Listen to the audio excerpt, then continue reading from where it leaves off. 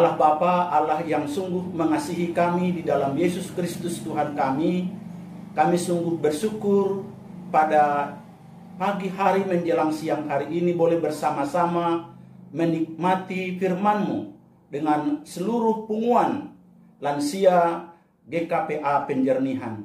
Terima kasih Bapa untuk sarana jom ini, dan kami rindu Tuhan berkati kami Bapa. Tuhan lawat dengan kuasa Roh Kudus-Mu, urapi hambanya dalam kelemahannya, sehingga firman-Mu sungguh menjadi bagian kami.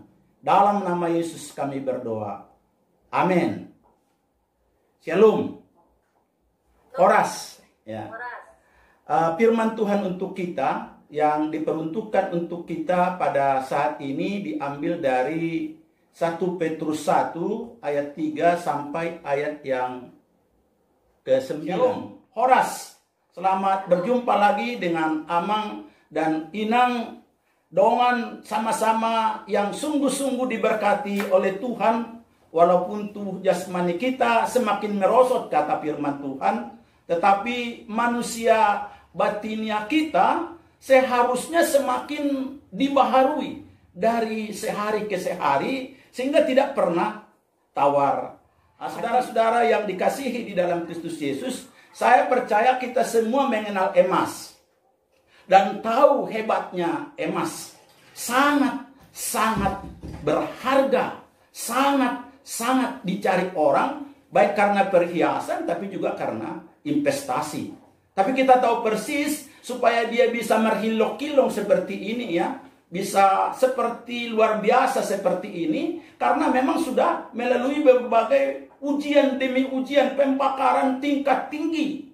Ya, tidak hanya satu kali tapi juga berulang-ulang dibakar sehingga betul-betul menjadi murni, ya. Betul-betul menjadi sangat berharga. Nah, saudara-saudara yang dikasihi, kita juga adalah Kristen emas yang murni. Hakaristenota adalah hakaristenon yang sangat mahal. Seperti emas itu yang mengalami proses permurnian, ujian demi ujian, dan akibatnya kita juga sudah mengalami suka duka, sehat sakit, marsak sonang, hingga nanti hari Tuhan datang melawat kita. Maka saya senang dengan tema yang disampaikan untuk kita hari ini, menjaga kemurnian iman. Sekali lagi, menjaga kemurnian iman hingga hari Tuhan. Ada beberapa hal yang akan kita perhatikan, bagaimana kita menjaga kemurnian iman kita hingga hari Tuhan. Yang pertama, kita harus memiliki dasar iman yang kokoh, teguh, kuat, bahwa Yesuslah satu-satunya yang memberikan kepastian keselamatan bagi setiap kita. Dia yang memberikan kekuatan. Satu-satunya, tidak ada keselamatan di luar Yesus. Saudaraku, hakaristenota atau iman Kristiani kita itu bukan ritual keagamaan, bukan hafalan. Saya sudah tahu mulai dari Kejadian sampai Wahyu umpamanya. Suku Israel ada 12. Tona Nasapuli saya sudah tahu persis. Doa Bapa kami, Haporseau, pokoknya sudena hafalan. Bukan. Tapi apa? Yang utama sebenarnya adalah kita mengalami. Sekali lagi, kita mengalami dan mengimani bahwa kita sudah ditebus oleh darah Yesus. Kita sungguh-sungguh menyadari bahwa Allah kita hidup. Kenapa? Karena Yesus sudah bangkit. Sekali lagi, Yesus sudah bangkit. Dan inilah keunikan daripada agama Kristen. Tuhannya bangkit, penyelamatnya sudah bangkit. Beda dengan agama-agama lain. Ya, sekali lagi beda kita, ini uniknya kita. Kita harus menyadari ini, kita harus mengimani ini bahwa Yesus sudah bangkit. Sehingga Petrus katakan tadi apa? Bersyukurlah. Memuji Tuhanlah. Karena apa? Karena memang kamu memiliki, kamu menyadari, kamu mengimani bahwa Tuhanmu Yesus sudah bangkit, yang memberikan apa? Yang memberikan kelahiran baru bagimu. Dan itu orang yang sudah mengalami kelahiran baru, dia disebut sebagai apa? Anak Allah, ahli waris. Nah, ini luar biasa. Makanya sekali lagi di sini letak kehebatan daripada iman orang Kristen. Karena dia sudah menjadi apa? Ahli waris. Dan lucunya, hebatnya, itu rahmat Allah. Artinya apa? Gratis, tidak bayar. Itu anugerah Allah. Kasih karunia Tuhan, bukan karena amal ibadah, bukan karena perbuatan baik, tapi pemberian Allah bagi kita. Dan orang yang sudah mengalami itu, orang yang sudah hidup di dalam itu pasti apa? Dikatakan sini penuh puji-pujian, penuh dengan apa? Ungkapan syukur.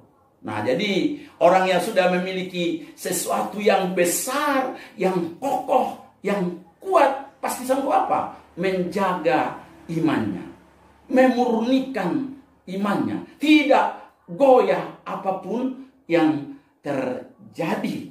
Nah, dan oleh kuasa Roh Kudus di dalam Yesuslah memurnikan kita, sehingga kita sanggup berkata, ya Abba, ya Bapa, kepada Allah. Dan tidak hanya itu, Kristus yang sudah bangkit itu memberikan apa? Iman yang hidup. Ya, Allah kita hidup, Yesus bangkit, penyelamat kita bangkit, juru selamat kita bangkit, maka kita punya iman apa? Iman yang hidup, iman yang bangkit, penuh keraguan. Tidak ada lagi apa? Tidak ada lagi di sini kegelisahan. Makanya Yohanes pasal yang ke-14 ayat 2 berkata, janganlah gelisah hatimu, percayalah kepada Allah, percaya jugalah kepada Yesus. Dalam Yohanes 14 ayat 2, di rumah Bapakku banyak tempat tinggal, ya. Dan aku pergi ke sana untuk apa? Untuk menyediakan tempat bagimu. Jadi kita sudah punya tempat yang lebih bagus dari rumah kita masing-masing, walaupun mungkin harganya miliaran. Sekali lagi, lebih berharga dari tiap rumah, tiap tempat tinggal, tiap apa yang kita miliki sekarang. Kita sudah punya apa? Kepastian saya memperoleh yang sangat-sangat berharga. Dalam ayat 4 tidak katakan apa? Tidak binasa. Berarti apa? Kekal. Ya. Tidak hanya binasa, tidak lapuk, tidak rusak. Tidak akan bisa dirusak oleh dunia ini atau ngengat atau apapun tempat yang Yesus siapkan buat kita. Karena dia sudah pergi ke rumah Bapa, dia sudah bangkit untuk menyediakan tempat itu bagi kita masing-masing. Amin. Ini harus menjadi sumber pengharapan kita, sumber iman kita, sumber percaya kita. Sehingga kita tidak pernah apa? Goyah. Jadi jaga itu. Jangan pernah biarkan. Yang kedua, ya kalau diuji siapa takut toh? Itu proses. Saudaraku, ada kata bijak yang sangat memotivasi kita, orang beriman. Dia katakan begini, bersyukurlah jika Anda sedang mengalami masalah, sedang mengalami pencobaan, sedang mengalami tantangan dan penderitaan, karena sebentar Anda akan naik tingkat. Sekali lagi, Anda mau naik tingkat. Nah, memang saya masih ingat dulu waktu sekolah atau masih mahasiswa, kalau mau sudah ujian, ada orang yang uring-uringan. Ada orang yang kadang-kadang harus berulang-ulang ke kamar mandi. Karena mau apa? Takut ujian, begitu ya. Memang ya ujian itu kadang-kadang menakutkan, tapi bagi orang yang siap, bagi saya itu tidak akan menakutkan. Nah, seperti itulah kita. Karena apa? Rupa-rupanya pencobaan itu adalah sarana Tuhan yang Tuhan pakai untuk apa? Menguji kemurnian iman kita. Itulah sebabnya Petrus di sini memandang positif apabila kita berada dalam pencobaan. Itu diungkapkan dalam ayat 6. Bergembiralah akan hal itu, sekalipun sekarang ini kamu seketika harus berduka cita oleh berbagai-bagai pencobaan. Coba bergembira. Terus dikatakan di sini di dalam berduka cita. Sulit itu, sulit, tapi bisa. Karena ada dua kata padanan yang disampaikan oleh Petrus untuk merespon pencobaan itu ya. Itu apakah yang disebutkan itu cara kita untuk merespon ya akan hal jika terjadi sesuatu selain berpikir positif. Yang dua itu adalah bergembira dan bersuka cita. Kenapa kita bisa berpikir positif? Kenapa kita bisa bergembira? Kenapa kita bersuka cita? Kenapa kita bisa mampu menghadapi akan pencobaan, tantangan, penderitaan yang kita hadapi? Firman Tuhan katakan, karena Allah menjaga, Allah memelihara kita, Allah bersama kita. Nah, jadi kalau kita rupanya menghadapi berbagai-bagai pencobaan ini bersama Tuhan, kita akan memandang siapa? Tuhan, memandang Allah. Kita beriman kepada Allah sehingga kita tidak akan terpuruk. Kita akan dikuatkan. Kita akan sanggup untuk menghadapinya. Saya teringat dengan Mazmur 84 tentang ini yang berbunyi demikian. Saya bacakan untuk Bapak Ibu semuanya. Berbahagialah manusia yang kekuatannya di dalam Engkau, yang berhasrat mengadakan ziarah. Apabila melintasi lembah Baka, mereka membuatnya menjadi tempat yang bermata air. Bahkan hujan pada awal musim menyelubunginya dengan berkat. Mereka berjalan makin lama makin kuat, hendak menghadap Allah di Sion. Saya sudah ungkapkan ini kepada persekutuan perempuan ya. Rupa-rupanya saat kita menuju Sion, ya, menuju rumah Tuhan, menuju bait Allah, ada satu lembah yang harus kita lewati. Namanya lembah Baka. Entah kenapa setiap orang yang melewati ini harus mencucurkan air mata. Walaupun dia bergembira, walaupun dia kuat, walaupun uangnya banyak, walaupun segalanya aman, tapi tetap akan bercucuran air matanya. Nah, inilah menggambarkan seseorang yang beriman, seseorang yang menuju kekekalan surga itu pasti ada apa? Pencobaan. Pasti ada tantangan. Pasti ada masalah. Tapi saudara perhatikan ini, bahwa lembah Baka itu dirubah oleh peziarah. Ya, menjadi apa? Air mata itu dirubah menjadi mata air. Sekali lagi, air mata itu, lembah Baka itu dirubah menjadi apa? Mata air. Karena ada apa? Ada kegembiraan bersama Tuhan. Ada sukacita bersama Tuhan. Ada berkat Allah di balik tantangan yang sedang kita hadapi itu, sehingga kita tidak takut menghadapinya. Air mata berubah menjadi apa? Mata air. Masih ingat gak? Itu Mazmur 23 ayat 4. Ya, sekalipun aku berjalan dalam lembah kekelaman, aku tidak takut bahaya.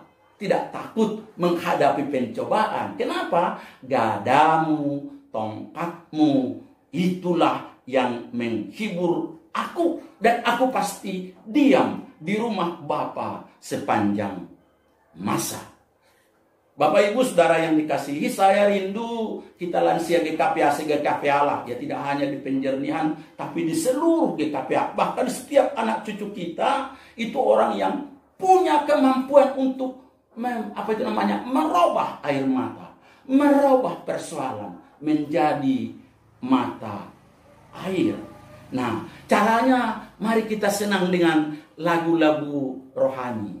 Senang mendengar lagu-lagu rohani. Lepaskan beban, ganjalan yang membuat hati dongkol melalui anak, menantu, teman, dan orang-orang atau gara-gara COVID-19. Lepaskan. Ya.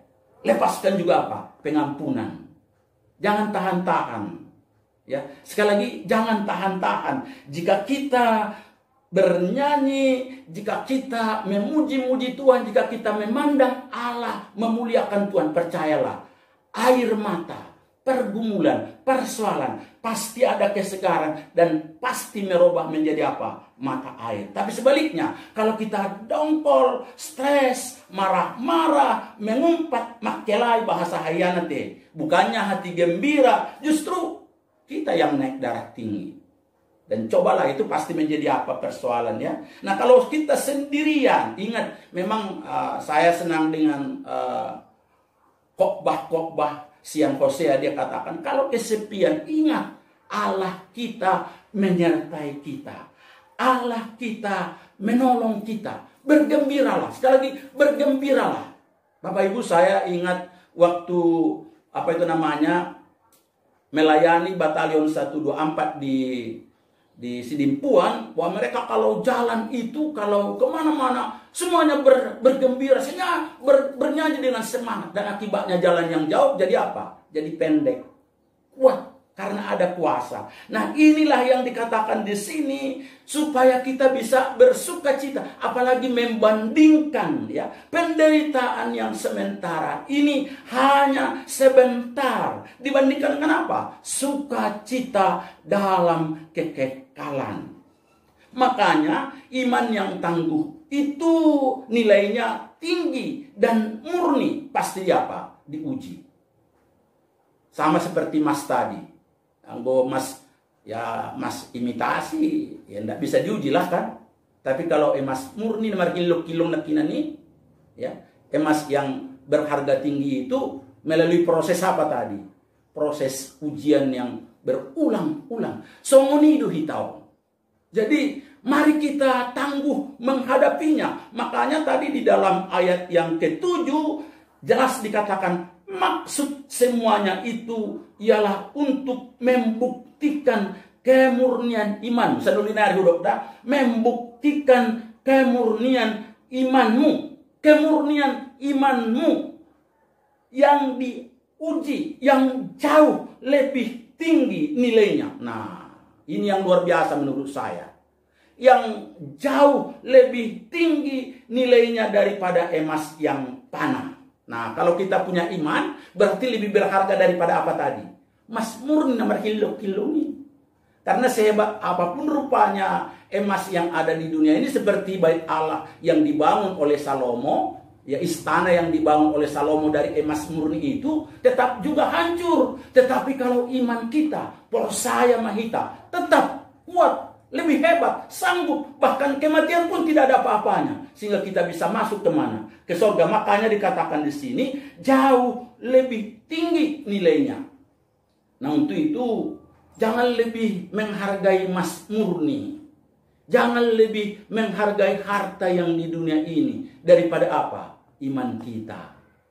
Nah, sedangkan mencari emas kita lakukan berbagai cara, apalagi dengan apa? Dengan iman yang tinggi ini, mari kita betul-betul jaga kemurniannya, jaga segalanya. Supaya apa? Ada di sini yang sangat luar biasa dikatakan di sini, sehingga kamu memperoleh puji-pujian dan kemuliaan dan kehormatan. 3 kata loh, puji-pujian, ya, kemuliaan, baru apa? Kehormatan. Luar biasa ini.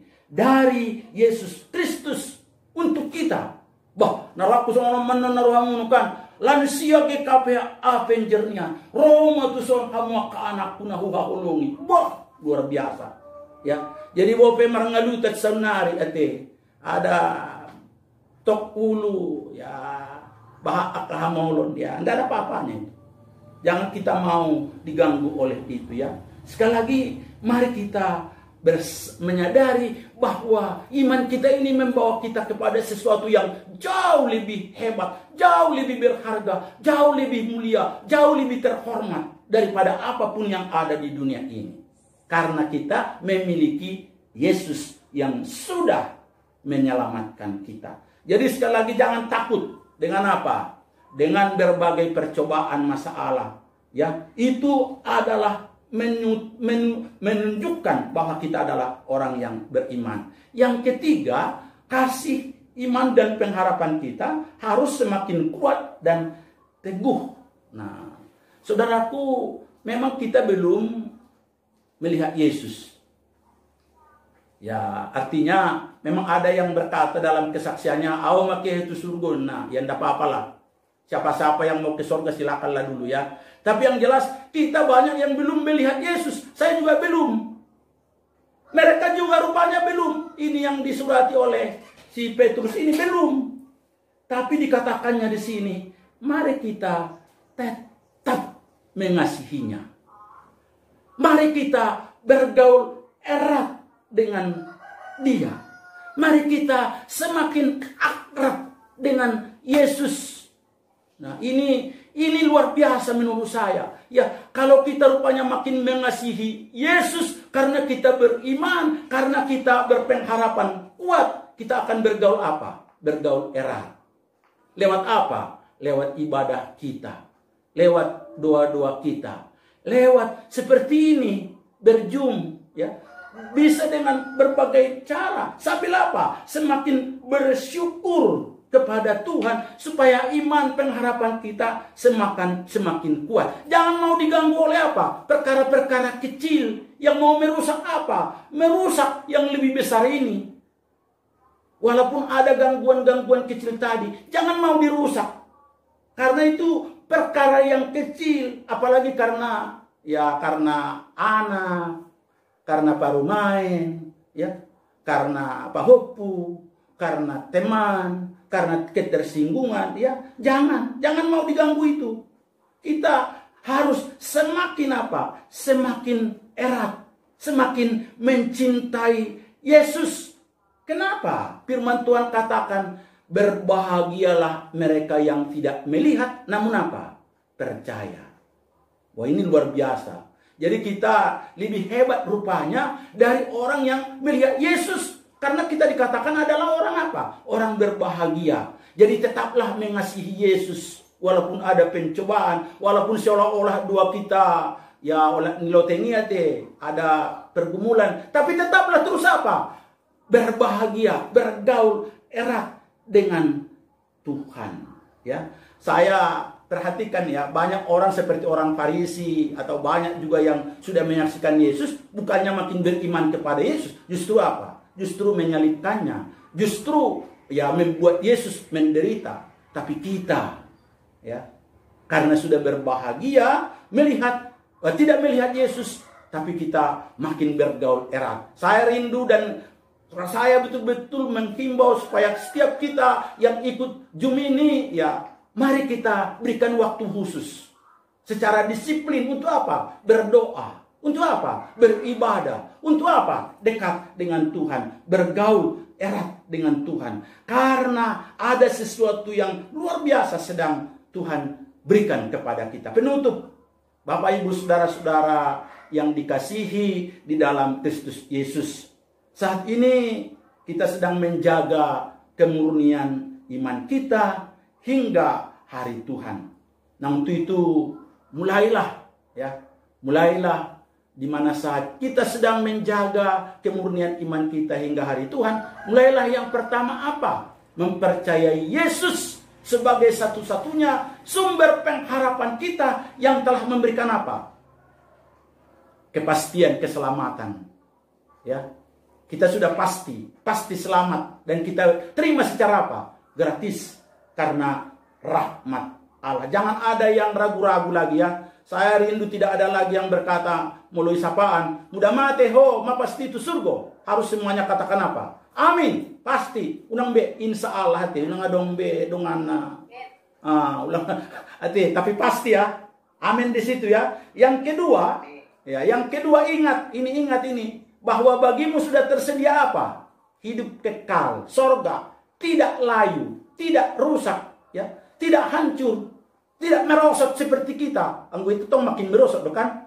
Amur matowang, ya, murbahak makahamolo. Tapi sorga itu enggak. Nanti kita juga makin tampan ini semua, makin hebat-hebat semua di dalam Yesus. Nah, yang ketiga, bersyukurlah, bergembiralah, bersukacitalah. Jadi kalau ada pencobaan, ya, robah air mata menjadi apa? Mata air, ya. Jadi jangan gampang bersungut-sungut lah. Makelai apalagi marah-marah. Murdaoman yang akan namuruk sakita te. Ulang biadong benungan na cepat ada warna burakit. Mau diubunung bodoh isa joma. Nah, dong guna ini. Lebih bagus berdoa. Doakanlah ya mereka yang membuat Anda susah. Ya, mungkin ada yang sudah Anda tolong begitu baik dulu, begitu hebat dulu, tahu-tahu kolan martelepop penara. Ya doakan juga lah, enggak apa-apa toh. Jadi jangan cepat-cepatlah kita ini bersungut-sungut. Sekali lagi janganlah mau diganggu oleh hal-hal yang kecil. Kita sudah mau ke sorga kok. Ya kita sudah pasti bersyukur, bergembira, bersukacitalah ya, berpikir positiflah, berkata-kata yang memotivasilah, yang membuat orang senanglah. Jangan lagi kata-kata yang membuat orang susah. Nah, yang keempat, mari kita jadikan air mata menjadi apa? Mata air. Dan yang kelima, ini caranya, tetaplah mengasihinya. Bergaul eratlah dengan Tuhan, intimlah. Mari kita makin senang apa? Berdoa. Makin senang baca firman Tuhan. Makin senang bernyanyi ya. Sana lagu bukan diakola petabu. Sana lagu-lagu petabu. Pokoknya makin senang apa? Makin senang bernyanyi. Percayalah. Itu akan menjaga kemurnian iman kita. Tapi kalau kita bersungut-sungut, percayalah. Itu akan menghancurkan iman kita. Siapa mau tuh? Nah, karena mari kita semakin hidup di dalam Tuhan. Tuhan Yesus memberkati kita semuanya. Amin. Amin. Terima kasih ya Bang Pendeta. Ya, yang mau melemahkan iman kita, yang datangnya dari iblis, itu jelas melemahkan toh, melemahkan iman kita. Itu datangnya dari iblis, itu disetujui atau diizinkan Tuhan. Tapi yang jelas Tuhan meneguhkan bersama kita, menguatkan kita sehingga kita tidak akan jatuh. Kita tidak akan hancur. Saya senang dengan apa itu Inang. Mungkin lebih bagus saya baca Yohanes 10 tentang iman kita ya. Yohanes 10 ayat yang ke 28. Saya baca Inang ya. Yohanes 10 ayat 28. Ini menurut saya ayat hafalan yang harus kita ingat bersama. Apalagi kita yang sudah mulai tua ya. Kita baca-baca supaya kita sadari betapa hebatnya Tuhan ya. Dan ini maksudnya Yesus ya. Yesus memberikan hidup yang kekal kepada mereka. Kepada mereka bisa saya katakan kepada saya. Kepada Inang. Kepada seluruh lansia ini. Ya. Dia katakan apa? Dan aku memberikan hidup yang kekal. Berarti Allah sudah memberikan hidup yang kekal kepada setiap kita yang percaya kepada Yesus, yang sudah lahir baru dalam Yesus. Ini jelas ya, hidup yang kekal. Dan mereka, berarti setiap Anda, setiap kita, pasti, tidak dikatakan sini mudah-mudahan, pasti tidak akan binasa sampai selama-lamanya. Dan seorang pun, berarti iblis, pencobaan apapun, penderitaan apapun, itu jelas dikatakan sini, apapun tidak akan merebut mereka. Jadi tidak akan merebut kita, merebut ibu, merebut setiap kita ini. Tidak akan sanggup merebut siapapun dari tangan Yesus. Jadi pencobaan apalah yang membuat kita goyah? Boleh goyah sebentar. Kalau istilahnya boleh jatuh, tapi jangan sampai apa? Tergeletak.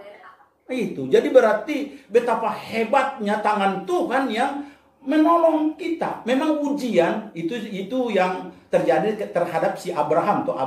Allah sendiri yang menyuruh untuk membawa anaknya Isa.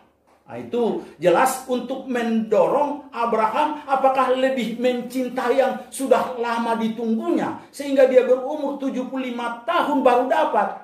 Apakah dia lebih mengasihi ini daripada mengasihi Tuhan? Dan kita tahu bahwa Allah sudah menyediakan. Nah, kalau Yusuf, kita tahu persis bahwa Allah membiarkan justru siapa? Saudara-saudaranya loh. Kakak abang do. Ini kan tidak mudah ini kan. Dongat tubuh. Indahlah dongat tubuh. Abang, ya ade, sudena. Yang biasa satu rumah lah. Tahu-tahu itu membuang, ya, membiarkan, bahkan tidak hanya membuang loh, menjual, ya. Coba, luar biasa pencobaan itu, penderitaan itu. Tapi Yusuf justru katakan apa? Memang kamu mereka yang jahat. Luar biasa enggak? Kamu memang mereka yang jahat. Saya tidak tahu siapa yang mereka yang jahat untuk setiap kita lansia di sini. Tapi mari kita katakan, memang kamu tadinya mereka. Supaya kita jangan, ada yang harus kita lepaskan. Harus ada yang harus kita betul-betul buang dari hati kita. Yang selama ini jangan-jangan ada membebani. Entah saudara, entah opung, entah. Mari kita katakan, memang kamu mereka yang jahat. Tetapi Allah merencanakan itu untuk apa? Kebaikanmu, kebaikan saya, kebaikan bangsa ini, kebaikan semua orang. Ya, sehingga dia tetap punya iman yang apa? Teguh. Nah, itu. Jadi menurut saya, Inang, memang benar bahwa ini sarana. Tapi sarana justru semakin kita apa? Naik tongkat, naik tingkat. Serupa dengan kita huruki ujian kelas 1 atau kelas 2. Terus naik. Sampai kita bisa bekerja dengan baik. Jadi jangan takut. Ya, percayalah bahwa dalam lembah kekelaman tadi saya sudah ungkapkan. Bahwa gak ada Tuhan, tongkat Tuhan akan apa? Menyertai. Makanya bersyukurlah. Memuji-muji Tuhan lah. Saya senang dengan Sian Jose itu yang berkata, mari kita lebih banyak bernyanyi. Melepaskan beban yang membebani, buang aja, buang. Tidak ada gunanya itu lagi. Mari kita lebih fokus kepada apa? Kepada Tuhan. Supaya kita, senang. Ya, di dalam hidup kita hari lepas hari. Setelah itu ya, kabar yang, kalau istilah saya itu mengintimidasi kita. Jadi sesuatu dari dari luar diri kita mau mengintimidasi. Itu sarana dipakai oleh iblis mau mengintimidasi pikiran hati kita. Nah, jangan maulah, ngapain? Ya, caranya tadi ya puji Tuhan sudah berdoakan dia. Tapi kita harus lebih percaya dengan apa? Iman, dengan firman Tuhan. Makanya ya kalau menurut saya, apalagi kita yang sudah tua, ya senanglah dengan Mazmur. Kalau Mazmur itu waduh luar biasa loh. Kau menjadi tempat perteduhanku, batu karang yang teguh. Jadi itu ya, masa kita mau dilecehkan, diintimidasi oleh gambar-gambar yang nggak perlu, ya kan gitu. Jadi kita harus tolak. Ada istilah Pak Dautoni, saya senang dengan khotbah dia katakan, kalahkan dengan darah Yesus. Karena memang darah Yesus itu memberi apa? Kemenangan. Kita mengalahkan simbolis itu dengan apa? Darah Yesus. Bukan dengan ilmu. Ya, saya dulu waktu di Sipiongat belajar ilmu dulu. Ilmu kebal. Nggak ada gunanya. Beruntung saya punya darah Yesus, punya Yesus. Jadi itu memiliki kuasa yang jauh lebih dahsyat, lebih hebat. Jadi kalau mau tidur, mau pagi apa, katakan darah Yesus menjaga aku. Darah Yesus menjaga keluargaku. Darah Yesus menjaga anakku, cucuku, semua lingkungan darah Yesus. Bila perlu menjaga kantongku juga, kan apa salahnya toh? Supaya jangan dicuri orang.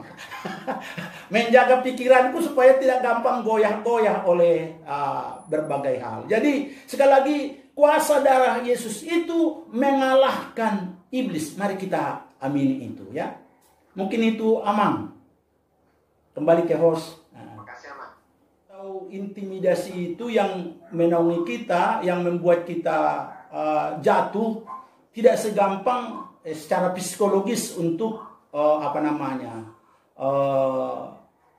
membuangnya. Kadang-kadang kita mungkin jadi tidak tidur gara-gara itu. Kalau pengalaman saya, kalau ada yang seperti itu, Inang, saya duduk kembali, lebih bagus saya baca firman Tuhan.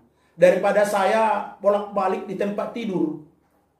Daripada saya umpamanya tidur, bangun, tidur. Mendingan saya duduk.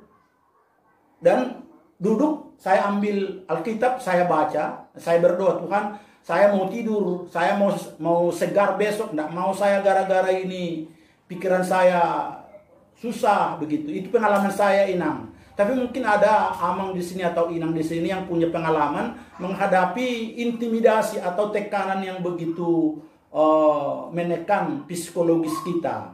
Nah, kadang-kadang terus terang memang pengalaman masa kanak-kanak itu muncul. Tekanan-tekanan yang terjadi waktu kita kecil itu muncul. Jadi itu perlu pengampunan terhadap ayah, pengampunan terhadap ibu, pengampunan terhadap opung, pengampunan terhadap teman, saudara kita, sahabat kita, atau yang ada dulu mengganggu, membuat trauma bagi kita. Itu perlu pengampunan. Jadi kita berkata, Tuhan Yesus, ampunilah saya dan ampunilah dia. Walaupun mereka sudah meninggal, tidak apa-apa. Saya mencintainya, saya mengasihinya. Saya berulang-ulang dulu saya katakan, saya mengasihi ayah saya mengasihi ibu saya mengasihi kakak saya mengasihi adik saya. Supaya terus, intimidasi iblis yang mau menggerogoti psikologis saya atau jiwa saya bisa ditutupi dengan kuasa darah Yesus. Terima kasih untuk Opo Reksa. Memang ini pergumulan teologi para hamba Tuhan saya lihat. Setelah COVID-19 ini banyak banyak tafsiran, banyak yang sudah memberikan pendapat-pendapat tentang apakah ini dari Tuhan atau justru ini ujian untuk membuat kita semakin menyadari bahwa Tuhan punya kuasa. Nah, kalau saya melihat sebagaimana firman Tuhan ungkapkan, memang dunia ini kan dalam 1 Yohanes 2 itu jelas bahwa dunia ini semakin lenyap, semakin hancur ya.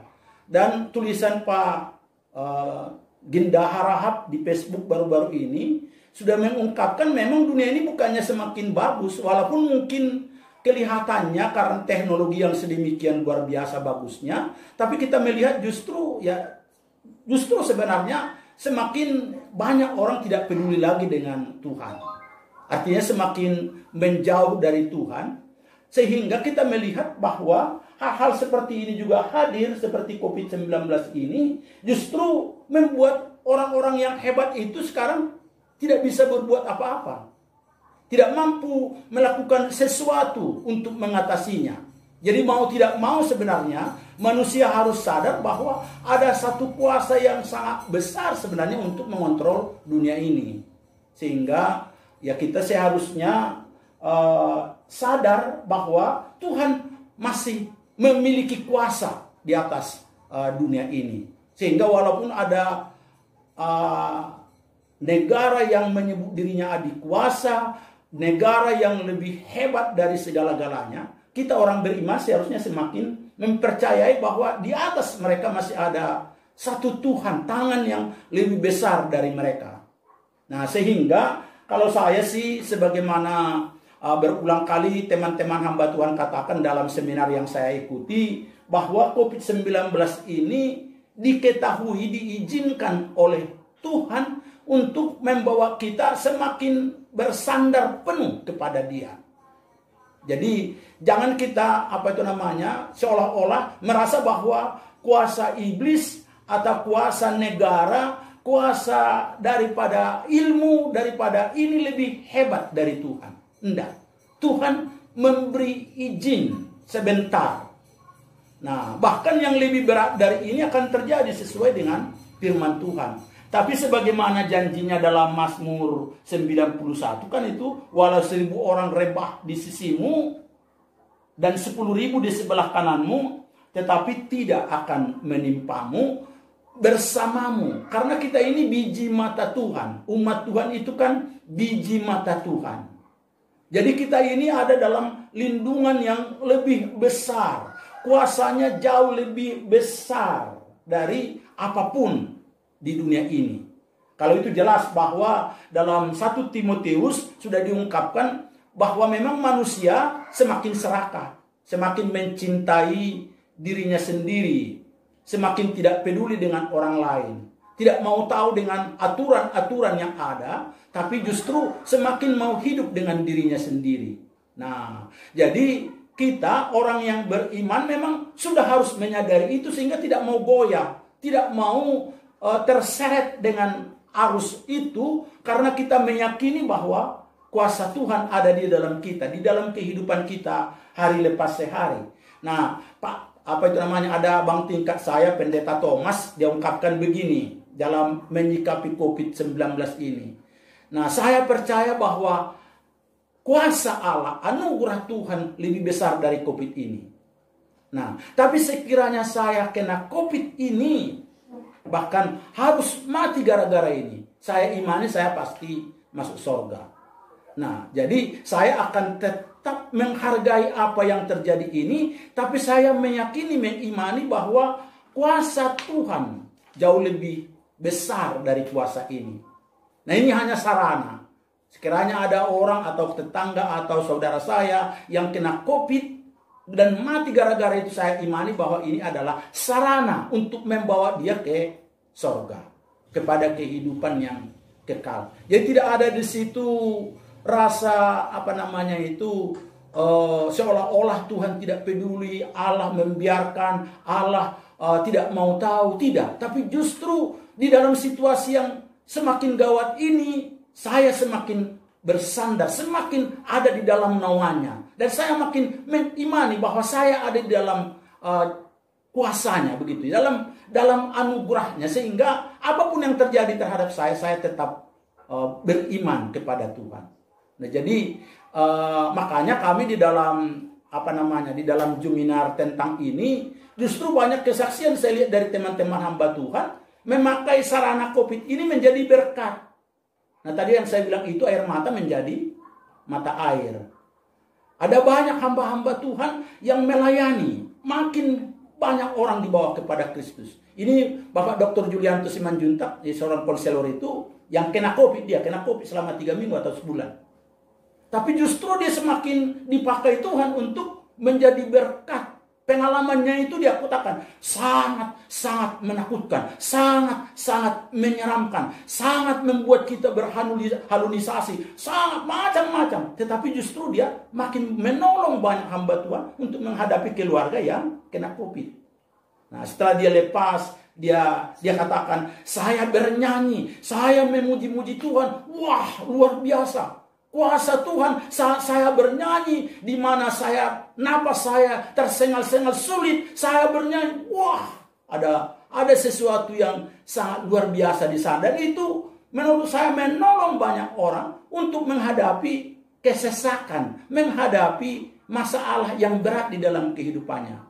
Nah, jadi kan tadi saya sudah ungkapkan, bergembiralah, bersukacitalah, dan juga bernyanyilah menghadapinya, sehingga kita makin semangat. Nah, jadi tidak menakutkan apa yang terjadi ini, karena kita meyakini bahwa tangan Tuhan yang besar itu, yang kuasa itu bersama kita, lebih hebat dari benteng apapun di dunia, lebih hebat dari vaksin, lebih hebat dari obat-obatan, lebih hebat dari segala-galanya.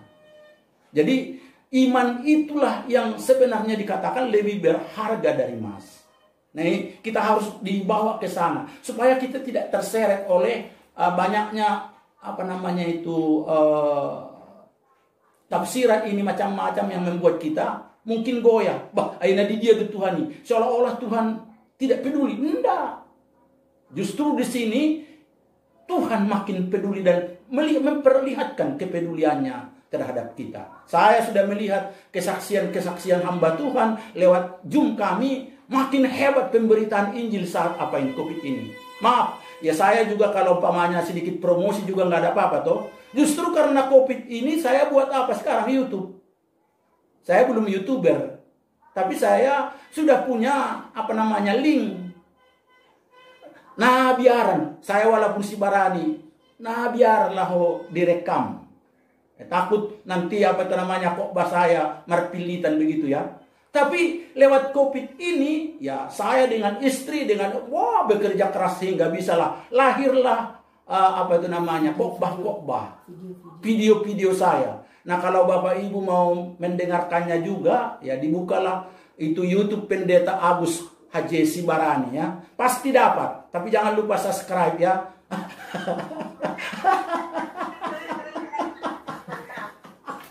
Promosi. Promosi juga.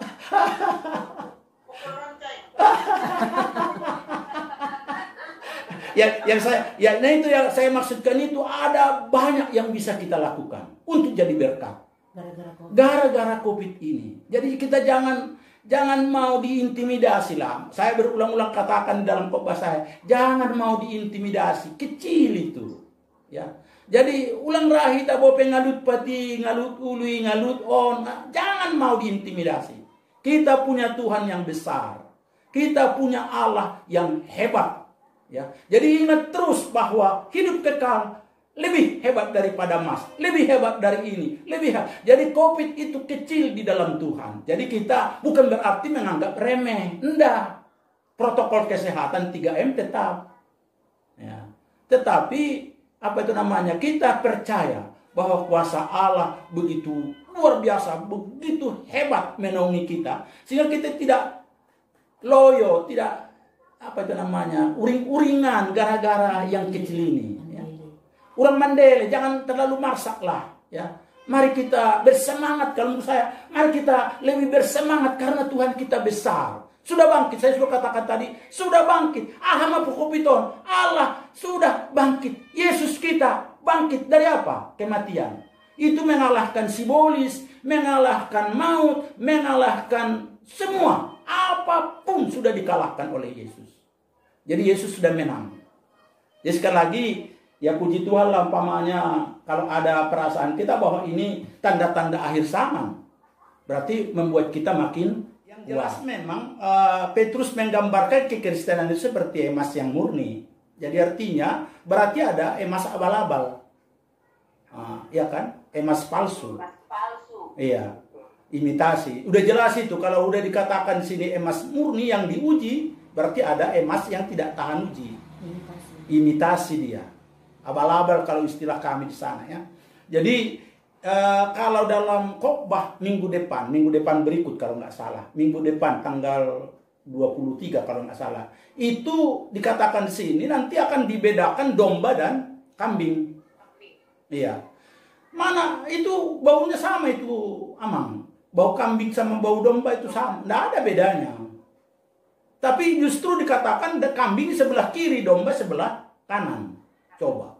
Jadi berarti akan ada perbedaan. Memang jelas itu sangat mengagetkan. Nah itu tadi aksi. Mungkin di sini yang saya mau jawab nomor 4, Amang tadi tulang ya, bahwa perlu aksi.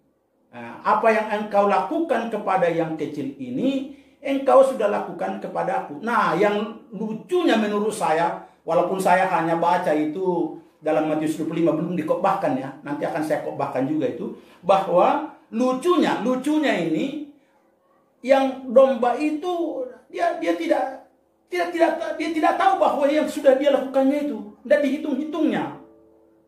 Itu kan hebat itu, tidak dihitungnya itu bahwa dia sudah mengunjungi penjara, sudah menolong orang yang miskin, sudah memberkati orang-orang yang susah, dia sudah berdiakoni sosial ini. Nanti tulang apa ini Kalista ya? Sudah berdiakoni sosial, sudah tidak dihitungnya.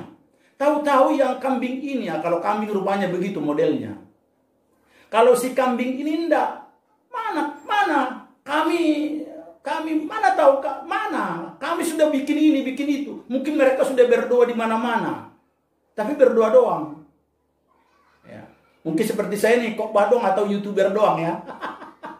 Jadi artinya itu omong doang maksudnya, omong doang itu. Artinya itulah yang kambing. Ya saya enggak mau jadi kambing lah. Tentu harus jadi domba.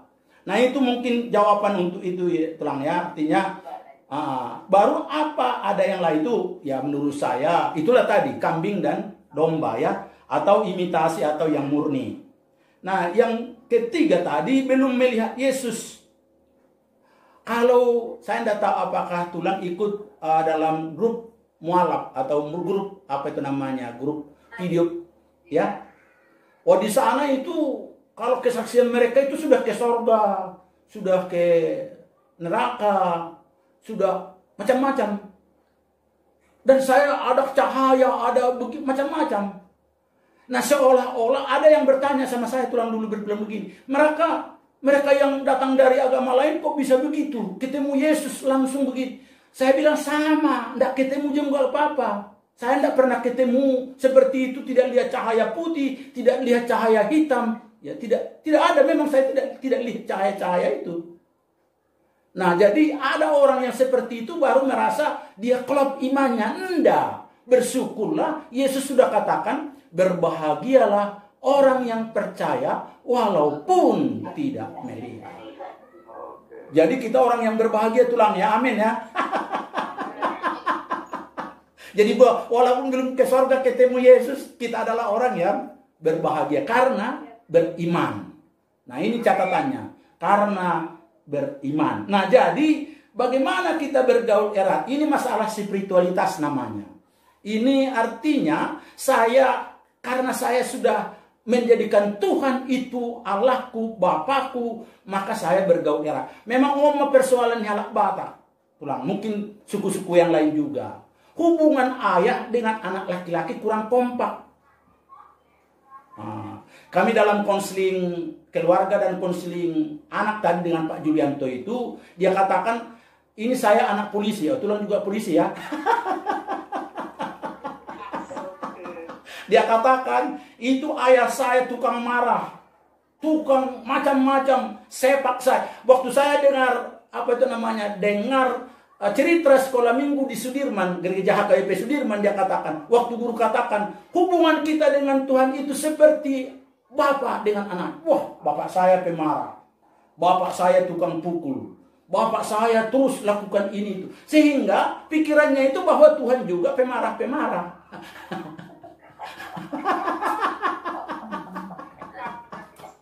Nah, beruntung dia bertobat dan menjadi pendeta, sehingga dia ampuni ayahnya. Puji Tuhan, saya punya ayah yang pemarah, begitu.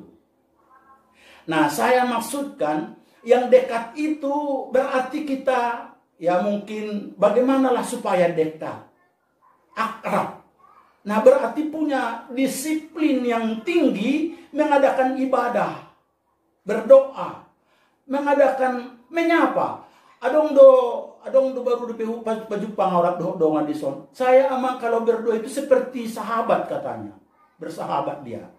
So ndak danak nih, selamat pagi Bapak, selamat sore Bapak. Aku mau makan loh Pak gitu. Jadi ada kedekatan yang walaupun itu sebenarnya jauh, tidak kelihatan.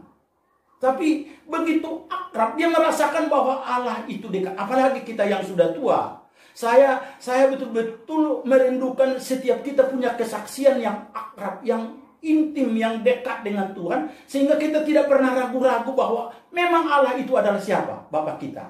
Makanya tadi saya katakan segala penghalang. Ya, mungkin ada trauma-trauma, ada yang membuat kita tidak enak dengan siapalah, ya, dengan teman sekerja mungkin, ya. Kalau si Yusuf dengan abang-abangnya, yang mana tahu ada hubungan kita dengan siapa ini yang kurang akrab selama ini, mulailah mengampuninya, lepaskanlah pengampunan, lepaskanlah ada warna teh, na mengganjal, na membuat kita dongkol, membuat hati kita ciut, membuat hati kita tidak enak, lepaskan. Karena Allah kita sudah pasti mengampuni. Sudah. Disita dok, Tuhan ampuni dosaku. Sudah. Dan dia betul-betul mengampuni kita. Jadi semua ini mata bain, aco senang, aco tabo, aco akrab. Donok. Donok itu debata. Jadi saya berharap itu menjadi pengalaman setiap amang inang yang ikut jom hari ini. Kedepannya kita sudah punya kesaksian yang hebat. Indah kalau danak tema, nah bisa mendok, putih mendok, selamat pagi Bapak. Enggak, kita juga. Nah, kalau umpamanya ada trauma, seperti saya tadi, trauma saya dengan ayah saya yang dikurung dan masukkan karung. lepaskan pengampunan kepada ayah. Au jojo nama saya disandali uma. Mengerti disandali teh? Dipukul do sandali, pukul do sapu. Ya, ampuni mama, ampuni ibu. Ojo martokar do adik do kakak, ampuni kakak dan abang. Itu membuat kita tenang, membuat hati kita gembira, sehingga kita akrab, senang dengan Tuhan. Dan itu membuat pasti akrab dengan siapa? Dengan istri, dengan anak-anak, gitu. Dengan saudara-saudara. So ini mah porni rohak rupani dihita sude aso dauma boban ya, dao yang membuat mengganjal, membuat hati kita dongkol, cepat ceplos yang membuat orang susah. Kata-kata kita khotbah saya kapan ini? Khotbah hari Kamis yang lalu, khotbah harian saya katakan kata-kata kita ini punya kuasa pada diri kita, punya kuasa juga kepada orang lain. Jadi terima kasih ma dikatakan, terima kasih ma